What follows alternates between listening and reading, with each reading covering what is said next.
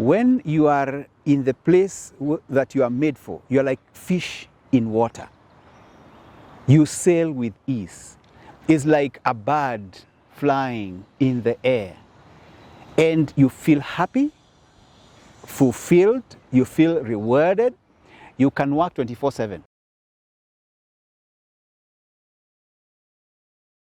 Hi guys, welcome to my YouTube channel. This is the Lillian's Insight channel. If you're new here, karibu sana. Aki guys, I know nimepotea. It's been a while, but now I am back, and by the grace of God, I am hoping and praying for consistency that I will be able to be giving you guys content every other week. So please, other than praying for me, the only other way you can support me, you can support this content, you can support this channel is by subscribing to this channel. Kindly please subscribe to this channel. Subscribing is free. Also, you can also click on the notification bell so that you can be notified every time I get to put new content. So guys, without further ado, I want us to go straight to the topic of this video, and it is a topic that I personally am passionate about.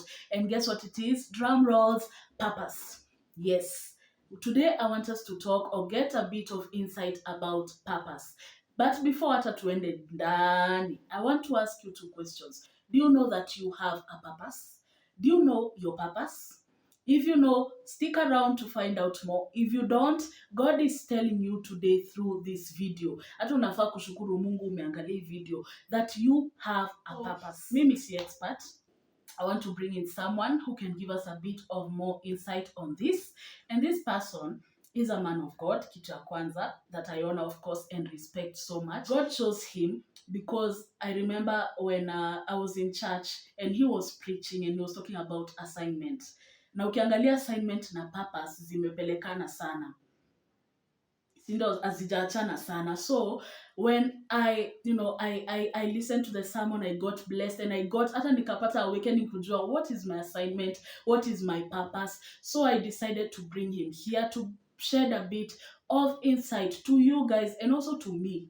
Hata mi si ati najua about this topic. He is a man of God. He is passionate about youth. He is a pastor. And I'm even humbled that he agreed to do this video with me, or to do this video in this channel, or to come hata kushare platform na yeye like hivi. I'm humbled, and I can say for sure that it is God. So guys, help me welcome Rev.Simon Mwangi of Parklands Baptist Church. He is the associate pastor of Parklands Baptist Church, Westlands.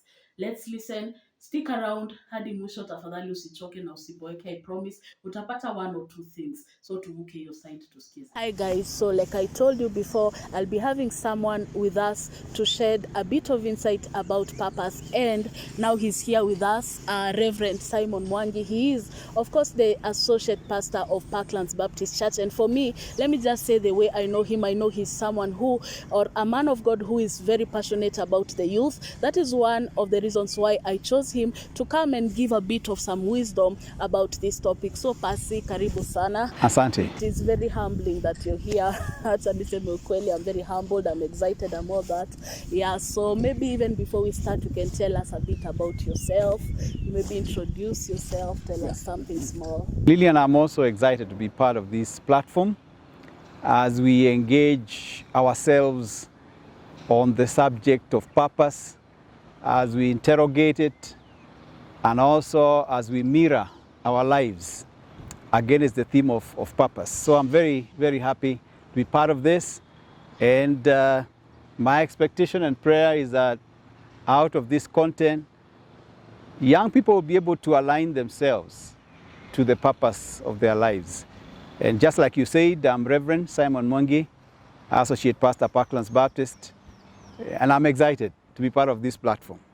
And greetings to everyone. So the topic is about purpose. Maybe hata before we diverge deep into it, maybe you can tell us, unaweza tuambia, what is purpose? Purpose is actually, very short definition, the reason for which something or someone was created. Or you can say the reason for which something or someone exists. That is the basic definition of purpose. Of course, purpose could also mean a goal or aim, for example, of a meeting or a function. So the goal or aim of a meeting or a function is a purpose for that function. And purpose is something inbuilt within every person. And that is why the journey that we engage is normally the journey of discovery, because it's something already wired in every individual and in everything that is actually created. So it's an adventure, and I guess an exciting adventure, to walk the journey of trying to figure out what is my purpose. And let me say, the earlier we figure it out, the better. And I believe as we go along, we'll share a little more in terms of how really do you discover, how do you get to find that purpose. Okay, so you've mentioned you've defined purpose. Sorry. Now maybe you can tell us, how can one tell their purpose? You know, how do I get to know that, you know, what I'm called for? How? Kuna manual.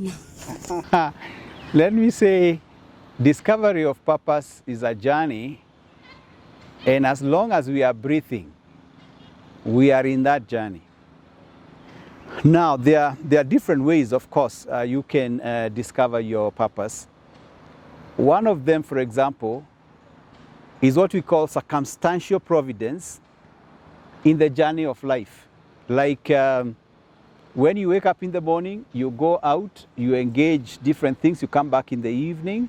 So as you go through the routine of life, there are some things you'll keep noticing that quicken something or excite you, yeah, or make you want to engage. For example, you might notice cases of injustice, yeah, in some certain places, and you feel, I really need to sort this out. That means you're probably on your path to being a lawyer, or probably on your path to being a politician, or to be an advocate for people's issues and subjects. As you go through life, certain things tend to pull you or cause something to stir up within you. That is circumstantial providence. You're going through life on a daily basis, and then you notice certain things, and it's a series. Every time you see that kind of thing, something rises within you. There's something else we call encounters. You are thrust into a situation, and then you have to solve a problem within that particular situation. You know, like Moses, for example. He was out taking out sheep for his father-in-law called Jethro. Suddenly there's an encounter, there's a burning bush. He's in a situation. And in that situation, there's a calling inside that situation for you to do something. It's like when you find an accident, and then suddenly you stop. Some people are just passing, but you know, you stop, and you find people are injured. You have no training in sorting things out. But all of a sudden, in that situation, you find yourself excelling. Yeah? It's an encounter. It's something you had not planned for, and then it suddenly shows up, and then you find yourself offering services, yet you didn't seem to have a background to it. Yeah?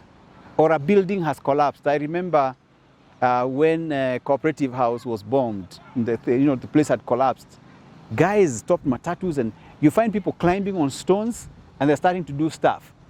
So in the process of doing that thing, is an encounter, you suddenly realize, oh my goodness, I can sort this out. Or a car breaks down on the road. And before that, then suddenly you start going to fix and say, Allah, I can really sort this out. So there are those encounters, and we should expect them in life. Sometimes you grow up in a broken family, and then things are so tight, and arising from that kind of situation, something begins to grow inside you. And you feel like, I can really solve problems of broken families. Yeah? So in one case, you might find you're fixing a medical issue, and maybe a doctor is rising. Another case, it's a car, then a guy who's going to be an engineer is actually rising. But the third way is what I call the people council. And that's why it's important to stay within the right groups, yeah, the right company, and the right groups of people. Because in my journey of life, and I'm a pastor today, I started in a different field, but along the way, a combination of all the things I'm talking about, along the way, people would speak into my life. I had the encounters that I'm talking about. I had the circumstantial providence, and now people would speak into my life. And people started calling me pastor from the time I was very young. So if you're within the right company, people will notice something about you. There's a painter in you. And you're doing some writing or painting, and the handwriting is looking very nice, and you like putting a tree together. You're an artist. You show up in a place and you're given a chance to give a speech. And the way you give your speech, everybody feels, you know. So at the end of it, they come and say, you know what? There's something in you. You are created for public. What you have in you is a gift that will make people laugh, make people excited, and make them happy in a meeting. Yeah? And that's why I encourage young people, go out there, mix with the right kind of group, and listen to also what people say to you. Yeah? But the other one is what I call the doors shutting and opening. You find you're going a particular way and a door shuts. Some people stick there forever. The thing is, don't keep banging that door and ears are running. Yeah? Turn around, just turn a little there, another side. You'll be surprised to find that there is another door God has opened. And sometimes we take a particular course of study, you even do a degree, a second degree, in a particular line that is not yours. Yeah? And then you go out in the field and you find things are not working. Me, I would say be open and look around. See what else, you know, God has for you. And so there is what you call open doors, shut doors. So that's why Revelation 3:8 says, the door God has opened, no man can shut. Yeah? But the one he has shut, no man can open. So it is important for you through life to remain open and observant and flexible, given all the things I've just said. And if you're in a door that is closed and stuck, just turn a little, be open. There are some people who have even started another degree program because you suddenly realize, I'm compassionate. I like taking care of people. And quickly you realize I can be a nurse. You know, later in life, people have done it in the US, even here, even, you know, and you go and start from scratch, a nursing program.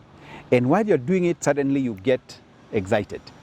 So I've just given a number of ways that we can discover our purpose. But I said, as long as you're breathing, and as long as you're walking out there, and as long as you are open, God uses all these dimensions to shepherd you or to guide you towards purpose. But if somebody is so stuck and so rigid, and sometimes, you know, our parents make us go the wrong direction because they say, you better be like me.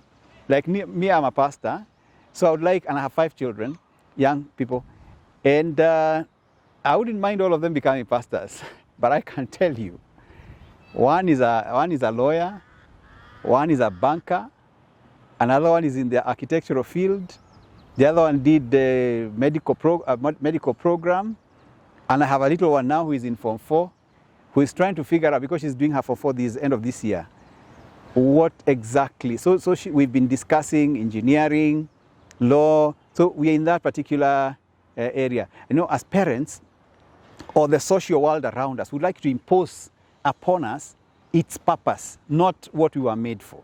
Yes.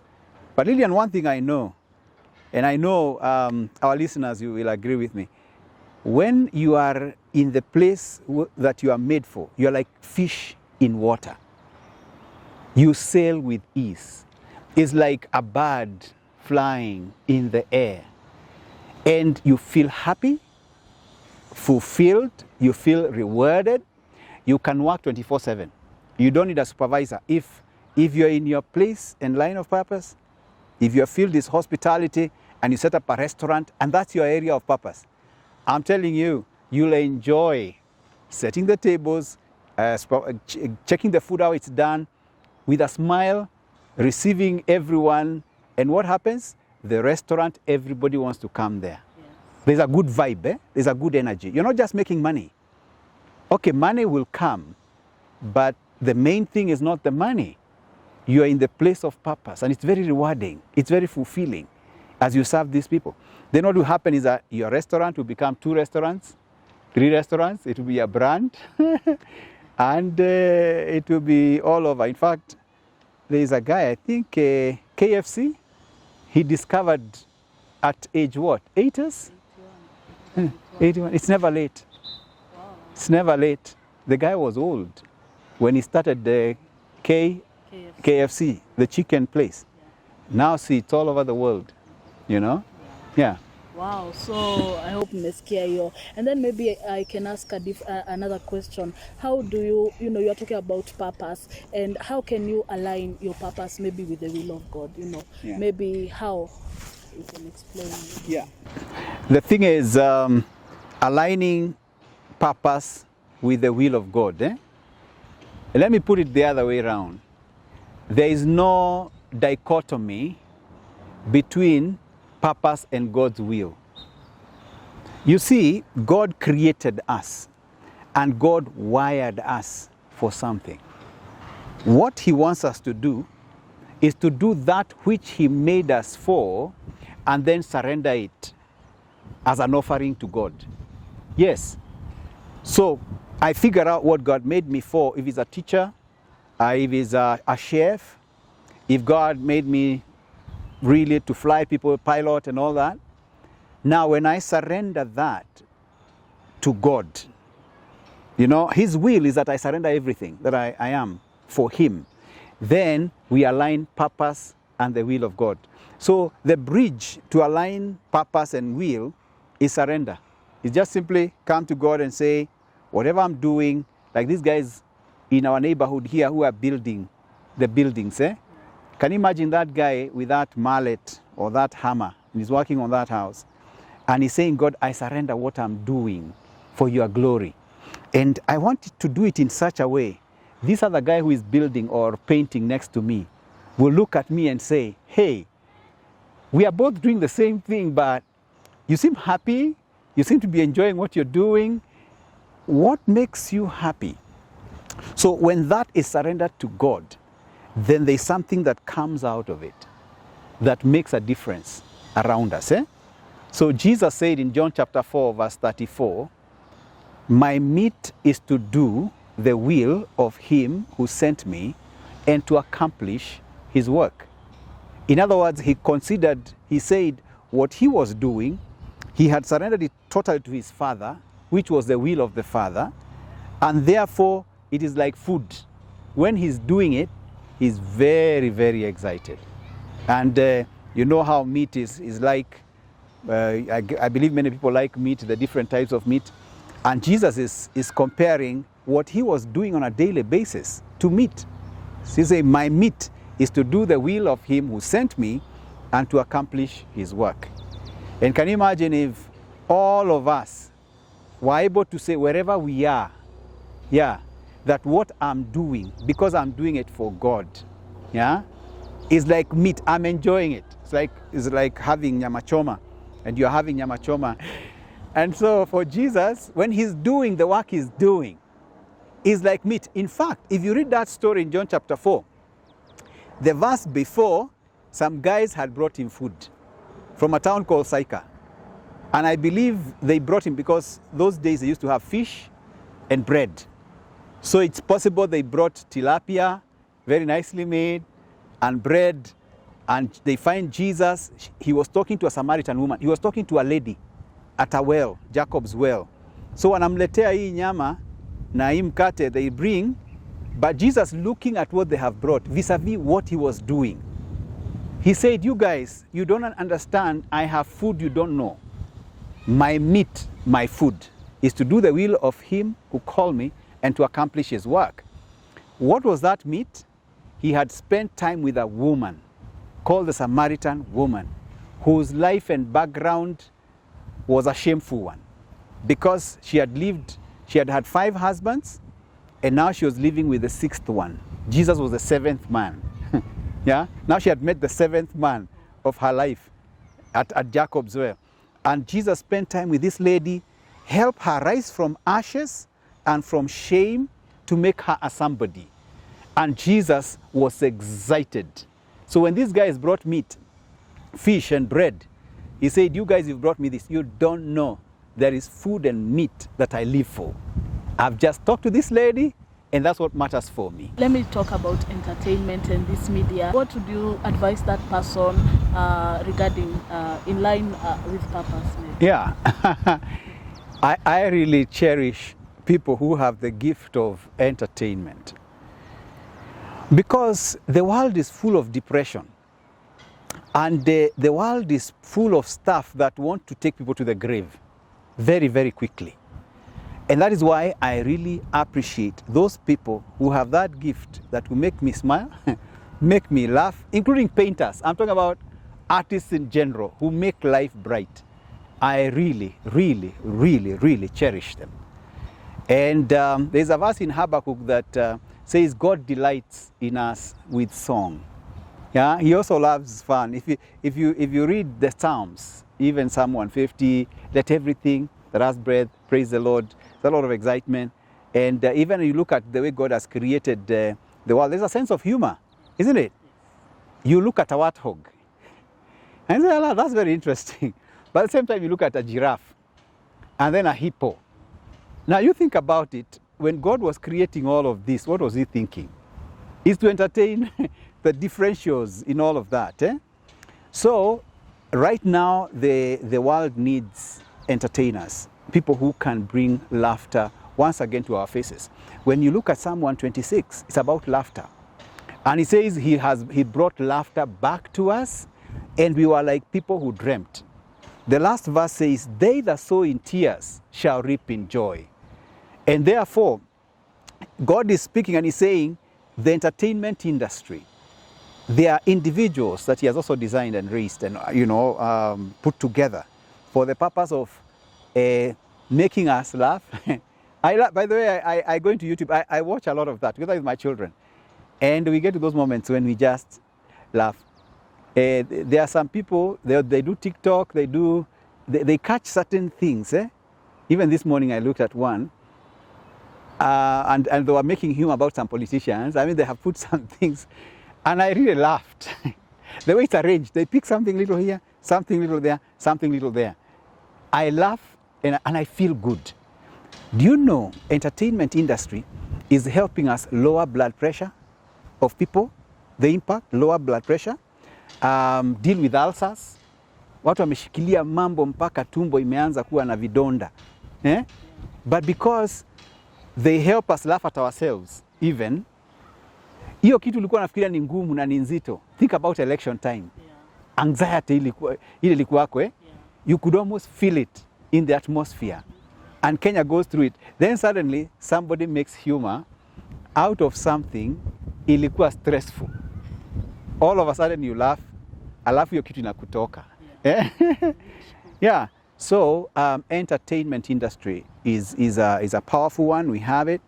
And what we need to do, especially in Africa, is pay for it, is learn to support it. Wow. I think that is where we have gone weak. If you go to the US, they even don't have what we have. Small things, but they pay. Yeah. They come to Stadia or they watch online. Many guys, and they pay, But here in Africa, we want it for free. We want somebody to MC a function, na hiyo gift. Tunampatia the whole day, just 1,000 shillings. Exposure. Yeah, the exposure. We have allowed you to meet more people, network here. That's what we are giving you. Wow. No. And I'm speaking to the church also, as pastors who are in churches, and we need to appreciate this gift of entertainment and the art, the whole field and world of art, because there are so many of our young people who have this calling and this gift. But because of the discouragement, and it's all pro bono. When they go to a place, nobody wants to pay. You have that song you sing, and nobody's supporting that. Because of lack of support, many of them have gotten discouraged. And I would encourage, especially us, the church, plus communities, out there, let us be deliberate. If you're getting an artist, or if you have an entertainer coming, remember that's a gift, that's a calling, that's where God has put them, and they are serving God by serving you. They're in the line of God's will for their life. I hear a lot about numbering. We go to conferences, everyone we're told number our days. As the youth, maybe me included, of course, how can we number our days to make sure that, ile assignment or purpose we were given, we have fulfilled it? Yeah. It's important to keep growing and to be a better person on a daily basis, so that every day counts. Like the psalmist said, this is the day the Lord has made. I will rejoice and be glad in it. Numbering our days is determining to grow in our area of calling on a daily basis. Whether that means reading a book, whether that means going somewhere to apply that talent or gift to cause it to grow, whether that means mentorship or coaching. And this is something I would really emphasize in terms of numbering our days. If you have a line of calling, passion, or purpose, look for someone else who also is in that line. Get them early enough and connect with them so that you remain accountable, and so that you have somebody you can always keep looking up to and you can ask questions. So whatever it means on a daily basis, then do it. Grow, find yourself going another step in the direction of your destiny, or growing in the area of your purpose, so that there is no idle time where you have a whole stretch of 1 year and you are just there wasting time but not really growing in the area of your purpose. And for some people it may mean taking a diploma, a certificate, maybe a degree, or taking internship. Yeah, just find a place where the things that you love doing, people do those things, and expose yourself to that kind of environment. Then you're making your days, you're numbering your days, you're making your days count. That's the other way of reading it. And so let me encourage us again that you are a person of purpose, and every day should be leading you closer and closer towards the realization of the fullness of that purpose. It's never too early, it's never too late. Any time is purpose time. Yes. And read widely, engage, become an intern, come under mentorship, expose yourself in places where you can actually be identified even, by the way. Remember when David killed Goliath, you remember that story and how he ended up on that particular mission? It was not initially anything that was in his program, but David made his day count. He just showed up where there was action. And that's why I say, sometimes get yourself where there is action. And he found out that there was a big giant that's really giving people headache. They were running helter-skelter. Experienced soldiers could not solve the problem. But suddenly, David knew, this is my moment. And you know what? He did it with ordinary things. It was a sling and a stone. You don't have to have, sometimes we wait for too long until we have all these things in place. Like, for example, if you are a videographer, is that the correct language? Yes. Yeah, and you can record. Somebody is waiting until they have the latest cameras. Before you have mentioned me, umenikata kidogo. Yeah. All these trappings. No. It was a sling and a stone, and that's what David used to walk with on a daily basis. He put a stone in that sling, and that is where I say with purpose, you have to have faith. Put a stone in that sling. You have something you can use and work with towards your destiny and purpose. And then he kind of made it run and unleashed that stone, and let me tell you, the stone worked. Goliath came down, and a national problem was solved. Yours might be poetry or singing. So write that song. You'll be surprised. Just put it together. Give it the, the lyrics, or the sounds, and boldly begin to sing it. Yeah, you'll be shocked. Go out there, begin to sing it.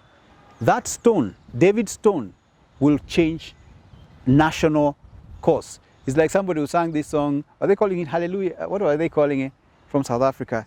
Jerusalem. Yeah. Hey, can you imagine? And the song. It was big. Worldwide. Yeah. Very big. Yeah. So the thing that will make a difference is inside you. That's why I say it's already wired in you. The issue is the release.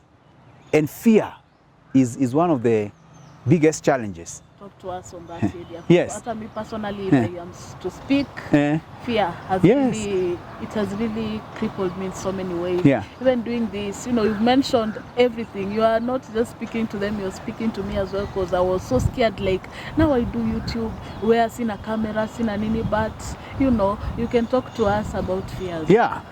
Fear is a thief, is a stealer of destiny. And speak to yourself and say, I will not be afraid again. I break this fear. Amen. Because something is in me and needs to be released. Because of fear, it's not being released. And speak to yourself and say, I'm going to be a success. I'm overcoming fear and I'm going to be a success. And whatever God has wired you for is like a bird. It has to use the wings. It has to start doing like this. Yeah. And then it will fly. When it starts doing like this, it will fly. Begin to do it. Even when it's small. In fact, it's Zechariah who told Zerubbabel. In Zechariah chapter 4, there's a verse there that says, don't despise the year of small beginnings, for the Lord rejoices to see the work begin. Yes, startups, small things. Just begin to do it. Go out there. Break this thing called fear. And you'll be surprised.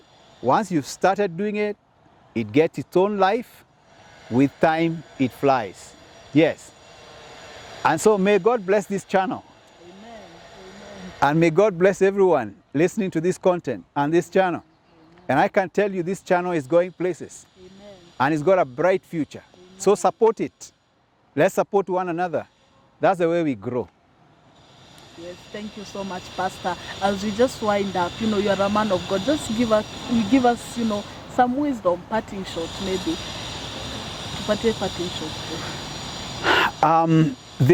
I remember when I was young, one of the things that really hindered me from growing were the words my father, who was an alcoholic, kept saying almost every other day, and he drank on a daily basis. And for some reason, I was a target. I was his target. And he would come and he would just simply tell me, this was he used to call me, a dog. In the mother tongue, he would always say this, you are a dog. Yes. And you can never be more than a dog. In mother tongue. You translate in your mother tongue those words, somebody telling you on a daily basis. And that affected my self-image. And were it not for the things I'm talking about here, determining that I'll thrive and I'll flourish, I would have become nothing. It kind of put a ceiling over my life. Self-image, self-esteem, completely gone. And I felt like I would never amount to nothing. But let me tell you, somebody just talking to me the way I'm talking to you, and I identified what they were saying you can rise from the ashes, and those words spoken over your life, that word can be broken. And there was a guy, by the way, in the Bible, in 2 Samuel chapter 9, who was called Mephibosheth.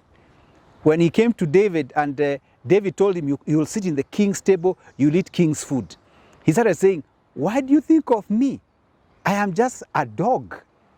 Yeah. And he was somewhere in the margins. But suddenly David brought him up. Somebody talked to me. You need a mentor, you need a coach. And he told me, those words can be broken, you can become something. And I started connecting and believing in those words. And I grew out of that shell that was put around me by those words. And today, imagine I'm even speaking on camera. I can't believe it. I had a stammer. I could not talk, yeah?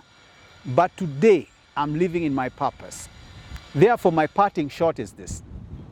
There are some words that changed my life.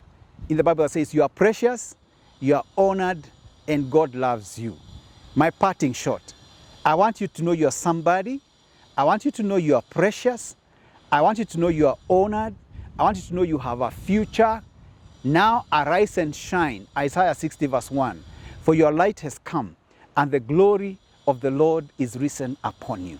There is nothing we call small. What is in you is big. Just simply, by faith, step out, break away from fear, and begin to live within your purpose. It will be rewarding, and you'll bless so many people, and you'll be fulfilled and be filled with joy. God bless you as you now rise to thrive. Thank you very much. Amen. So I hope you've heard. That is a lot of wisdom to digest. Even me, like I told you, hata mimi imeni bless because I'm learning a thing or two about it. My parting shot is break out of that fear. I've struggled with it for so long.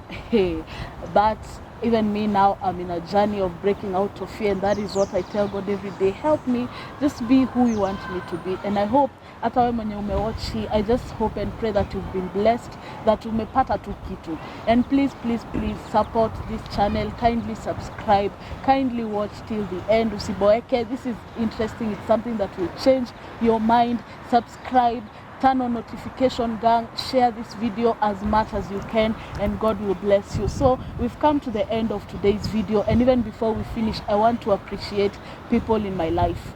You know, the people who have made this possible. First, it's God, of course. Without God, honestly, I wouldn't be here. After getting Pastor Simon here was just God.